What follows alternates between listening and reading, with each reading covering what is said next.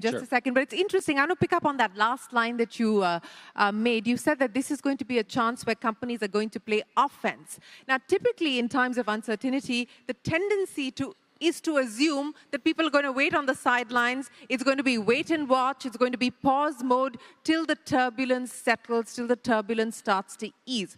You're saying the opposite. Is this backed by the conversations that you're having with CEOs in boardrooms or on the golf course where they're telling you that, look, we're going to use this opportunity to play offense and not just defense? Not yet, is the short answer. So I would say and I've been traveling the world continuously the last few months. I spent a week in Brazil, a week in Indonesia, a week in Germany.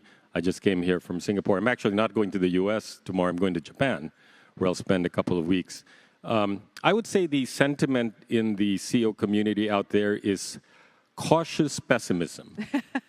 So we haven't really moved very much, have we? We haven't. It's been cautiously pessimistic for many years now. Well, actually, there was a reasonable amount of optimism, candidly, Shereen, coming into the Trump administration. There's in the U.S. CEO community that I know well, an organization called the U.S. Business Roundtable, we actually publish our metric of confidence in the economy. And in December, as this administration was coming in, it was actually meaningfully above average, and then it came down in the first quarter, and it's come down quite low in the second quarter. So it has become a little bit of a wait and see. What will happen with tariffs? What will happen with the budget, the one big, beautiful bill? And that's kind of normal in this period. And you see that M&A activity has sort of slowed down. And so what I'm really asserting as people sit back now, a lot are literally just, I'm going to wait. And I think that's arguably a missed opportunity. A meaningful number are doing the things that I would call no-regret moves, no matter what happens. Build a more resilient supply chain, cut costs, get close to your customer, scenario plan our business model in a different world. There is the small number that says, okay, is this time, as you asked Mr. Rosencrantz, to be contrarian, to take the bets? And I do think for the ones who have lived through this and said, wow, can we make an assumption on what the new rule will be? Yeah. And actually build a leader and see that's, I think, will be interesting the next few years to see how that plays out. I don't have a couple of $1 million, so I can't write out that check. But if you're kind enough to give us advice for free, what is the contrarian call that you would make at this point in time? Yeah, I don't know that I'd call it contrarian. I'll just say the way the rules have changed from the global order I described is, number one, the global alignment, what bets would you make? You heard someone say China. Well, right now, as we're all making bets in the world, India's showing up pretty high, right? Because if it's a great domestic economy, and it can take advantage of the shift on historically manufacturing going to China. We went to services. So where are the bets by country? Where are the bets by industry? And where are the bets on the investable themes? So would India be amongst the top 3 bets? Yes. Which sectors would be amongst the top 3 bets? I think you can go through these major shifts and say what's meaningful for India. So electronics, manufacturing. We saw what happened. Just to be clear, tariffs didn't start this year. No. Right? The first wave of China tariffs were in 2018. Yeah. If you take something like electronics, at that point, China was 42% of the exports in the United States in electronics. It's gone down to 30%. India didn't take advantage of that yet, as a whole set of global companies went to a China plus one strategy. It went to places like Vietnam, Mexico, et cetera. That is now, and then obviously the tariff, the trade deficit didn't change with the U.S. It just shifted to countries. So that's why he's going after so many different countries.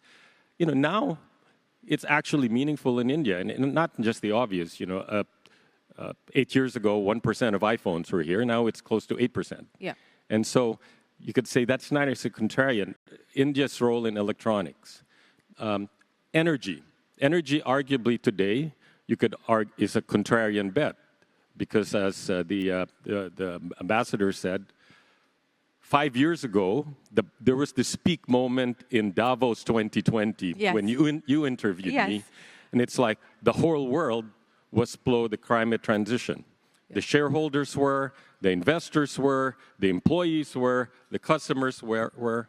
Well, right now, it's not a green premium, it's arguably a green discount. But what do we know to be true?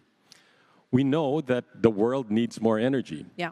We know that India needs more energy.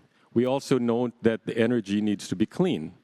We know that the energy needs to be reliable because of global forces. India's had some benefit because of the Russia-Ukraine war, candidly.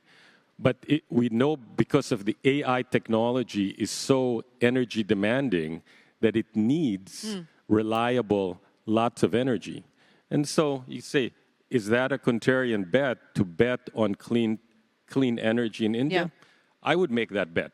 And I would increase the definition of clean to be very broad, right? Sure.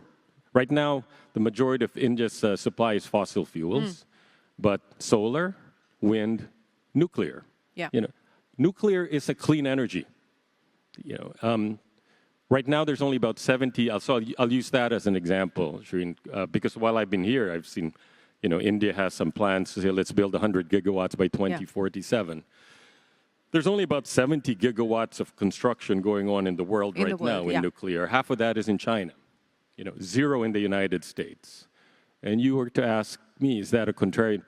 If you say nuclear is clean, which, by the way, people say Trump is anti-sustainability, he's only anti very specific things, like wind for some reason. Yes. He's actually pro-nuclear.